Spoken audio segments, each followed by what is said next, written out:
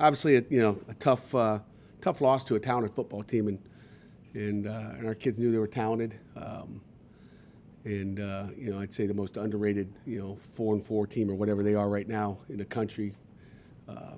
As I stated before the game, quarterback was a good player, and he showed that. They lost to Alabama and Michigan State, who both are in the top 5 or 6 in the country, I'm assuming. And then they lost by 5 points to 2 ACC teams, and we were in a battle. And we, thought we would be in a battle. There was a lot of good things. Our offense had 17 explosives, which is the most on the year. So we got our explosives, defensively, held them to 7 points in the second half, which were, 2 great things offensively and defensively. And then special teams-wise, I thought we played, one of our better games special teams-wise. Great coverage, great punts. Kirk was good and what we expected to get out of him. Obviously, a lot of things to clean up. Starting slow on defense, disappointed in the way they started the game. First 10 plays were touchdowns, 21 points, and right out of the gate. One was on I'd call it a sudden change because we turned it over on downs on a 4th and 3. We go for it. The week before we go on it 4th and 5, and we convert. And it's a coach getting greedy and thinking, put it in Kenny's hand and let Kenny go make it. And we didn't, succeed. And then they moved down the field. But they got us on 3 explosive plays in the first. I think defense only gave up 5 explosives, and our goal was to keep it under 5. Gave up 5, and it just was, too much in that game, period. It was 5 to 17 explosives. And, and again, it's stuff that you feel pretty good about. It was just, lack of execution, really. We gave up a big run early. I think in the second series after the sudden change when we turned it over on downs, we gave up a deep pass, two 57-yarders, one 57-yarder where we're in cover 3. We're not in man, and corner sits down and doesn't get deep enough. And, back even when you guys were in high school, cover 3, stay deeper than the deepest. And we didn't and got hit there. Got hit on a fake reverse where Mallory kind of wheeled out of the, away from the reverse, which, safety was on it. And then he, kind of peeked back and lost him coming out the back door. And, again, just execution. And he started off really good. You're like, okay, good. And, so those are, an inside zone where we just had a guy to make a play and we didn't make the play. Again, against Knighton, who's a good football player. So those are, obviously some of the highlights and the lowlights of that game. So, so defensively, the first 10 plays are the worst plays of the game. At least, those 3 plays I'm talking of the 10. And then we also had there was one more coverage bust on the touchdown pass to number 80, the tight end, in a routine deal. And, sometimes when you got guys trying to do too much, and I was trying to help over here. It's like, just do your job, and we didn't do our job, and that gave up that one touchdown pass, I think, after the 57-yarder in cover 3. So we had 2, just lack of focus, lack of execution, and doing your job to cause us those problems. And then, combine the turnover on downs with 2 turnovers on 2 turnovers on offense. It's a recipe for an issue there. And obviously the last one there, I think you guys asked after the game, it's just I don't want to say miscommunication, misread, and sometimes that happens. So it's part of the game of football. And we got to get off the field in the 4 minute at the end of the game and get the ball back to our offense, because it's another one of those where you're going to score. So again, good football team. I expect Miami to win the next 4. I put my money down that they win the next 4 games in their conference play. So, questions? And if I go to the internet, look up, you do tackling in college football or in football in general is a lost art. You get a lot of stories. Is tackling a lost art anymore? Not here at Pitt. Again, we gave up 108 yards, going back to the negative, so I'm glad you talked about the tackling because I missed that one. We gave up 108 yards of nows and bubbles out there. It was basically, it's an inside drill out there where we lost the physical matchup on Mallory. And I give Mallory credit. He was more physical than we were at the linebacker position at the point of attack. We've played that generally pretty good, and we didn't have a great plan as coaches to have a change up to what we were doing, because we weren't denting it with our outside linebacker when they were in a trips bunch out there or motioning to trips and throwing bubbles or what we call now routes. And they beat us up out there. We didn't make plays. We didn't get off the blocks. And 108 yards, that's a lot of yards right in just a simple bubble. And obviously, we underestimated the strength of Mallory, and and didn't do a good job of defending that. But tackling, we've been good tackling all year, and we didn't do a good job there. We missed some tackles, we didn't take shots, and again, give their athletes some, they got good speed too. So just miscalculated because the backer, was not as firm as he needs to be, or decisive on where he was going to be and putting a dent in it. Then 31's weaving to find out where he's going to fit on that bubble, because they don't have a guy. We still got one extra guy to make the tackle, and we just didn't do a good job tackling in space. And we didn't do a good job at making it clear for him where to go. And there were some times where he's taking the back door and he's coming out the front door. And again, to me, it was at that linebacker spot. And again, a tribute to the Mallory boy. At a Western Michigan game, a lot of the defensive players in the weeks following it said they gained more confidence, that they were feeling better as a unit. The weeks after that, I feel like it's almost back to square one. I know that issues were different. No, it's not back to square one. Again, they got a good football team, and you could say the second half is back to square one. And I think we finished it the way we needed to. We came back and played a really good second half, regardless of what happened, in the fourth quarter on a, third down, dink route to the tight end where there's a fumble and it's rolling at the sideline, and all the discussions there, or safeties and all that. Our defense came out and played a darn good second half, and that's what you want to, that's how you want to finish it. Now, if it would have been a first half and a second half the same, then maybe we're back to square one. But we got a good football team, and I got a lot of trust and faith in our guys. So give them credit. We didn't play as good as we needed to play. And along those lines, does that kind of tell you that, okay, this is fixable? In fact, we did fix it in the second half. Yeah, there's no question about it, Jeff. I mean, we definitely fixed it, and again, just didn't, hit you in a couple plays, and then our guys regathered their, again, give credit to the coaches for getting them together. And again, those first three series, one was a sudden change. Maybe I should have sky punted and made them go 90 yards, and dumb decision on my part. But that's what we do as head coaches, make dumb decisions. Did you submit any plays to the ACC after that game? Yes. Which one? I don't remember. There's a few of them.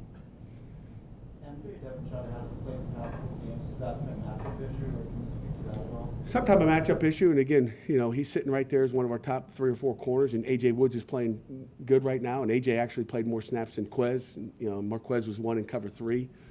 They didn't play it great, and A.J.'s playing good, and we just got to keep getting better at that spot. How's Tayseer? Taysier's in evaluation right now. We'll find out. So he wanted to go back in the second half, and our doctors did a great job and said, "Don't go in. Not going to do it." So just try to protect. As far as we do right now, Right now, we're still under evaluation, so we'll see. We'll see. I know Duke's had the last 2 games have been tough for them. They're 3-1 at home, had some good wins at home. What do you see when you come through it? Duke is a good football team. Offensively, I think they're the number 26 offense in the country. They're very efficient. They like to run it. They're going to throw their RPOs that they do, and they've had, they've hit some explosive. I mean, they'll pound, and then all of a sudden someone's going 60 yards for a touchdown. So they've been explosive on offense. Again, number 26 offense on the road down in Durham. It's never easy. We've always come down there and won in the last second of the game on something. And defensively, they're going to be primarily 4 down and play a lot of man coverage, which will be probably pretty good for our offense if they're going to play man all day. Now that you've had some time to reflect on the Miami game, anyone in particular have winning grades from the game? Okay, winning grades. When you lose, you try to make everybody not winning. I want to say Hava Baldonado played pretty good. The other disappointing thing, just the composure. We talked about composure and poise all week. And, we let them get in our heads. There was a lot of trash talking. I don't know about what. You can just imagine. I don't know what happens on video games, but I heard a lot of video game talk, so I don't know what that means. But I didn't get some straight answers about what ticked some of our kids off. But when Desmond gets a personal foul, you kind of go, something's wrong, because about the calmest, smartest guy in our football team. So we didn't compose ourselves. We prepared our guys for it. The disappointing thing is they didn't really listen, and we knew it was going to happen. I guess one thing looking back, you always point pointed at myself, like, what could I have done to prevent that? I talked about it, but I should have had our scout team, our rocks, talk more crap during the week and cause some fights in practice, I guess. But I didn't do that, so that's something will happen, next year for sure. I was looking at the big special play Mhm. with Lucas. Looked like he had blockers in front of him. Could he have run it in? Mm-hmm. Yeah. Is that an option in that play? It's an option. I can't tell you we practiced that option. You know, you got to be a football player at that point and go, okay, what's my best option? And there was, you know, he scores a touchdown if he just takes off running. But you know, old pitcher, I think he was thinking I'm going to throw a touchdown pass, and guys have confidence. And you know, it was a critical play in the game. And again, I can't tell you whoever practiced it where he said that's covered, I'm running. So again, you can just count that the coaching area. We should have probably practiced one time where it's like, hey, it ain't there. Let's go, and he scores a touchdown without a question, as athletic as he is. Just another one of those, what can we do better as coaches? And, probably should have practiced that scenario. You just, can't practice everything. You got limited hours on the field. Trick plays are difficult, though, because if they work, you'll play genius. If they don't, you don't. Third goal from the 5, taking it essentially out of Kenny's hands. Is that one? Maybe. Yeah, I mean, there's, we were putting it in his hands. It was supposed to go to him. And again, if he would, again, Lucas, if he throws it early, it might be a completion for a touchdown. But, I think he was worried about that, that guy undercutting Kenny and picking it off and going the other way for 6. So it ain't easy being a quarterback. And it was putting it in Kenny's hand in a play that we had some confidence based on how they play. I did good response after the loss to Western Michigan.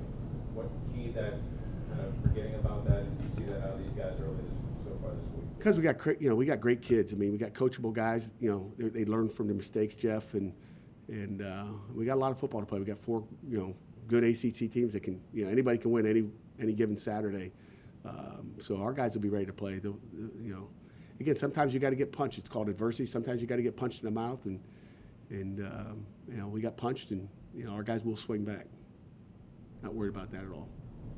It's easier that than having a 4 or 5 game win streak and trying to stay on them to let's go, guys. It ain't just going to happen. You can't just think you're going to line up and beat anybody. What is your understanding of the safety rule? Does the ball have to come completely past the line for it to be?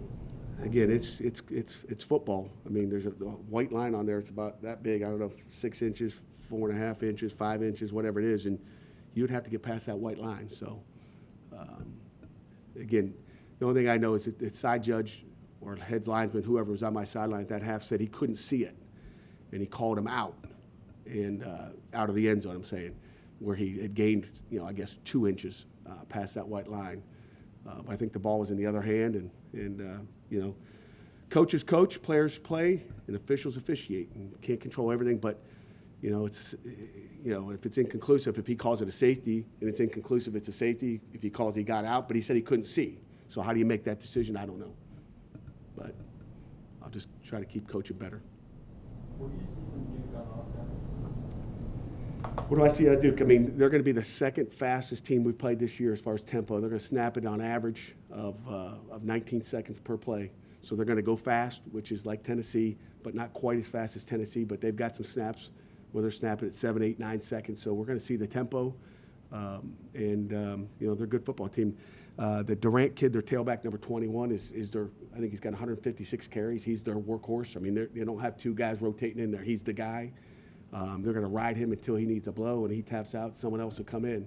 But he does a nice job running the football. He does a great job reading the zone play and being patient and finding holes. So he's a good tailback, and we'll have to wire him up in there and be good versus the run, as well as try to stop those RPOs that are going to throw behind you. So the run game is good. Is that tempo new for David Cutcliffe? You know what? 2 years ago, 2019, they were snapping it somewhere between 20 and 22 seconds. So they've speeded up about 3 seconds, I guess, per on average. So I wouldn't say it's new, but I'd say there's more faster snaps than there has been. So they've got a new coordinator, 2 new co-coordinators that are taking it over, and I'm sure Coach Cutcliffe's got his hands in it as well. But they're doing a good job tempoing it and moving the football.